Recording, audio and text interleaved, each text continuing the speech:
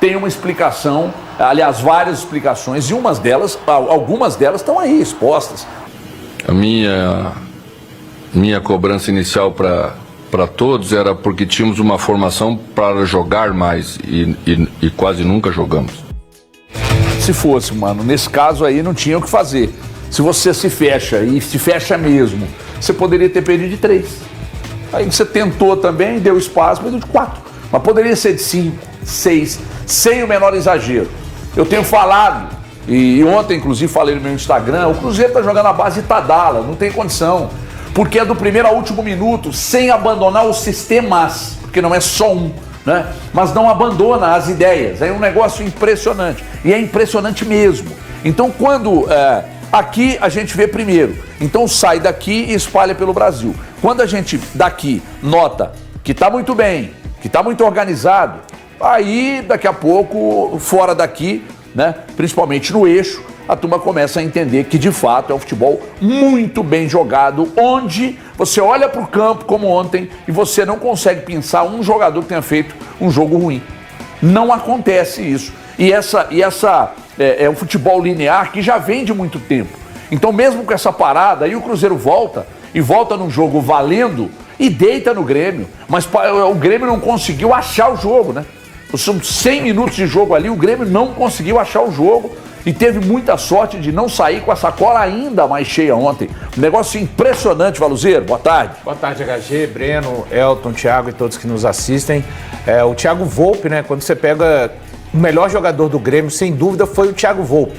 E aí você fala, mas terminou 4-1 o jogo pro adversário, dá um entendimento exatamente do que fez o Cruzeiro no jogo ontem. Confesso que fiquei bastante surpreso com o nível que o Cruzeiro já conseguiu apresentar no jogo de ontem, diante do Grêmio, impondo o seu futebol, o Cruzeiro fazendo gols de todas as formas, criando, pressionando o adversário, como o lance do segundo gol surge de um escanteio diante de uma pressão para cima do Kahneman, para cima do Wagner Leonardo. Aliás, o Kahneman ontem tinha o Caio Jorge pressionando o tempo inteiro quando ele tentava fazer algum tipo de ajuda na bola do Grêmio, saindo desde a defesa.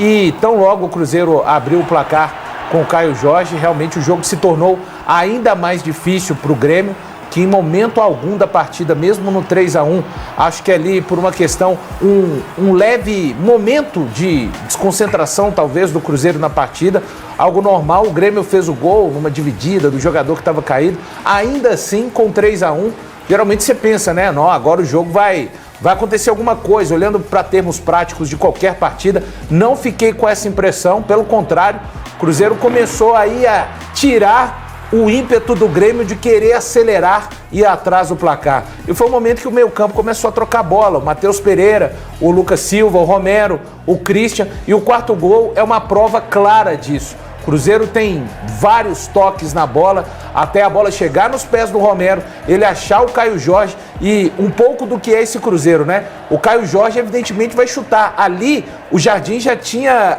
selecionado o Gabigol para entrar no lugar dele. Ou seja, o jogador já estava cansado. Ele consegue ainda correr e fazer o terceiro gol. Ele, Caio Jorge, que esteve ensaiando fazer 3 gols em algumas oportunidades de jogos do Cruzeiro no Mineirão. Fez 2 contra o Bahia, 2 contra o Vila Nova de Goiás pela Copa do Brasil, 2 contra o Palmeiras, e ontem ele conseguiu fazer 3 gols. Uma partida, para mim, irrepreensível do Cruzeiro, e que parece, apesar de não ser assim, que só pegou uma parte daquele Cruzeiro que estava antes do campeonato e já conectou automaticamente, HG. Sabe o que chama a atenção dessa equipe do Cruzeiro? É a tranquilidade e a confiança que ela passa quando você observa o jogo. Você não tem aquele... Eu falei isso na rádio e vou falar aqui novamente. Tem muitos times que você fica vendo um esforço danado para conseguir uma jogada ou outra. Esse time do Cruzeiro, ontem, ele não se esforçava para fazer as coisas. Os gols foram saindo de forma natural. E se o Cruzeiro apertasse, poderia ter feito mais. E olha que o Valu chamou muita atenção, o Volpe foi o melhor jogador do Grêmio. Foi o cara que melhor atuou no Grêmio foi o goleiro. Então, ou seja, o placar de 4-1, ele poderia ter sido mais amplo. E o Cruzeiro fez sem esforço. O que é o esforço existiu, os jogadores são compromissados, tem comprometimento com cada uma das funções, o time corre, é muito bem organizado. O não esforço que eu falo é natural. O Cruzeiro, os movimentos do Cruzeiro são muito naturais. E isso é o que tem feito o coletivo do Cruzeiro saltar aos olhos. E aí o William sai, você pensa assim, pode ter uma quedinha. Não, o Fagner entrou e cumpriu a mesma função. Muito bem. Então os jogadores entenderam o que é a dinâmica. Então hoje os adversários têm que olhar para o todo do Cruzeiro. Hoje você tem que marcar o todo. É o Caio Jorge. O Caio Jorge vive um momento maravilhoso. O Caio Jorge, nos últimos 10 jogos que ele esteve em campo, os últimos 10 jogos que o Caio Jorge esteve em campo, ele tem 10 gols marcados. O Caio Jorge tem 13 gols na temporada, 11 deles no Campeonato Brasileiro. O Leonardo Jardim chamou a atenção para um ponto muito importante. O Cruzeiro tem 2 competições, o Campeonato Brasileiro e a Copa do Brasil.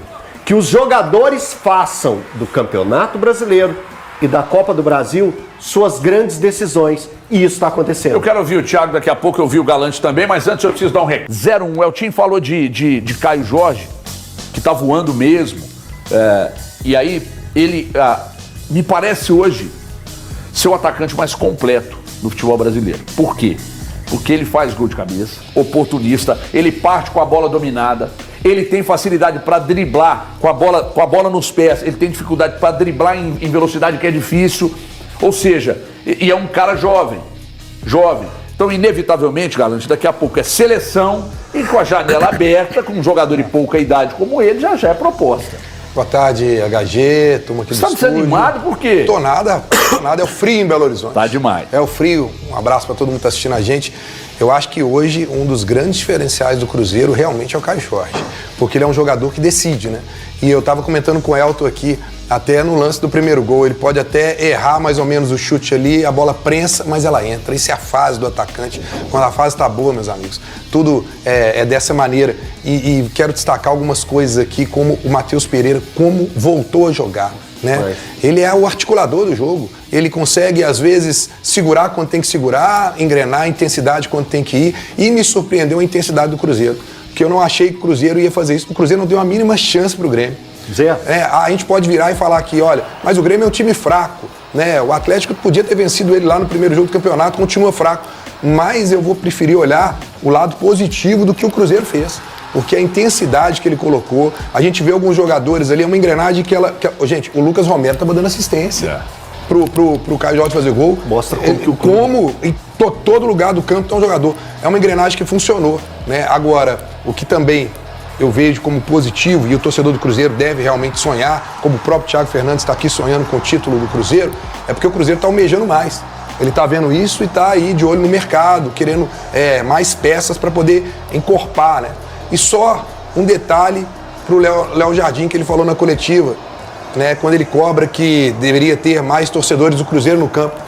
Leonardo Jardim, a CBF não ajuda, né, cara? Porque domingo, 8h30 da noite... Nesse caso, é um a televisão, né? Péssimo, né? É péssimo. Então aí não tem como você lotar realmente o estádio, né? Foram o quê? Uns 30... Foram 31 mil. Né? Ele queria 60.